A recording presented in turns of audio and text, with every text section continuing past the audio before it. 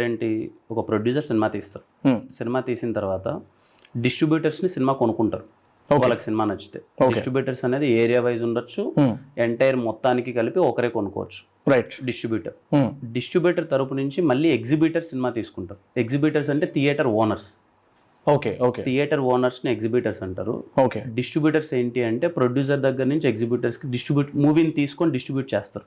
Okay. So అతను distributor. Okay. So ఇప్పుడు first మనం ఏదైతే 150 రూపీస్ టికెట్ ఇస్తామో ఫస్ట్ అది థియేటర్లో ఎంత కలెక్ట్ చేసింది అనేది ఒకటి ఉంటుంది. అవును. సో అది జిఎస్టీ అనే అమౌంట్ కూడా కట్ అయిపోతుంది. అవును. అక్కడి నుంచి ఆ అమౌంట్ డిస్ట్రిబ్యూటర్కి వస్తుంది. ఇది లంసమ్ అమౌంట్. ఓకే. ఇప్పుడు ఇంకో ఏముంటది, ఇప్పుడు థియేటర్ మీది, యువర్ ఎగ్జిబిటర్, డిస్ట్రిబ్యూటర్. ఇప్పుడు నేను సినిమా మీ థియేటర్లో వేసుకోవాలి. అవును. అయితే నీకు సినిమా నచ్చింది అనుకో, అయితే నువ్వు రెంట్ బేసిస్లో తీసుకోవచ్చు, లేకపోతే షేర్ బేసిస్లో తీసుకోవచ్చు. మీ దగ్గర మీ థియేటర్ దగ్గర నేను 1 వీక్ రెంట్కి తీసుకున్నాను అనుకోండి, మీకు నేను 50,000 కట్టేస్తాను. మీకు సినిమా ఎంత వచ్చినా, లాస్ వచ్చినా, ప్రాఫిట్ వచ్చినా మీకు సంబంధం లేదు. మీ 50,000 మీకు ఇచ్చేస్తాను. అది రెంట్ బేసిస్. లేదు నీకు రెంట్ కట్టను, సినిమా వేసుకుందాం, వచ్చిన ప్రాఫిట్స్లో 50-50 షేర్. ఓకే. అది షేర్ బేసిస్. సో ఇది ఎగ్జిబిటర్కి డిస్ట్రిబ్యూటర్కి ఇది మధ్యలో ఉంటుంది. ఓకే.